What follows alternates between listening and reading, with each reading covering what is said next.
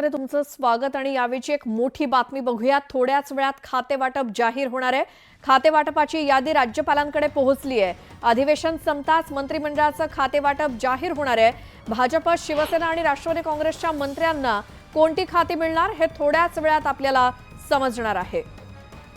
खाते वाटपासंदर्भात आजच प्रश्न उपस्थित केले जात होते। एकतर अधिवेशन पूर्ण संपलं नागपुरातलं हिवाळी अधिवेशन, मात्र अजूनही खाते वाटप नाही अशी बोंब विरोधकांकडून सुद्धा होती। मात्र आता थोड्याच वेळात खाते वाटप जाहीर होणार असल्याचं सांगितलं जातंय। खाते वाटपाची यादी ही राज्यपालांकडे पोहोचलेली आहे।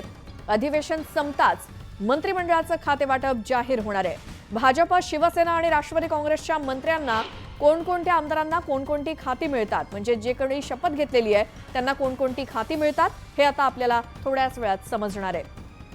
अधिक माहिती घेऊयात, आमचे प्रतिनिधी उदय जाधव आपल्या सोबत आहेत। उदय, खाते वाटप आता थोड्याच वेळात जाहीर होईल असं कळतंय, काय माहिती तुमच्याकडे?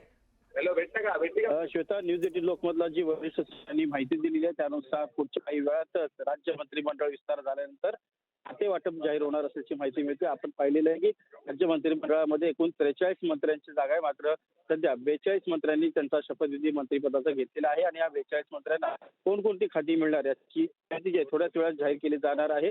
राज्यपालांकडे या संदर्भात यादी गेली असल्याची माहिती मिळते। मुख्यमंत्री देवेंद्र फडणवीस यांनी काय निर्णय घेतलेले आहे, कसं खाते वाटप केलेलं आहे याचा माहिती जी आहे ती थोड्याच वेळात जाहीर होणार आहे।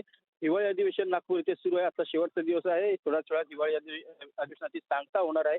हिवाळी अधिवेशन संपल्यानंतर तात्काळ हे खाते वाटप जे आहे ते जाहीर होणार असल्याची माहिती मिळते। सध्या आपण पाहिलं राज्य मंत्रिमंडळामध्ये मुख्यमंत्री आणि 2 उपमुख्यमंत्री यांचा सर्वात प्रथम तिघांचा शपथविधी सोहळा मुंबईतल्या आझाद मैदान येथे पार पडलेला आहे। त्यानंतर उर्वरित मंत्रिमंडळाचा जो आहे विस्तार तो नागपूर इथल्या राजभवन येथे पार पडलेला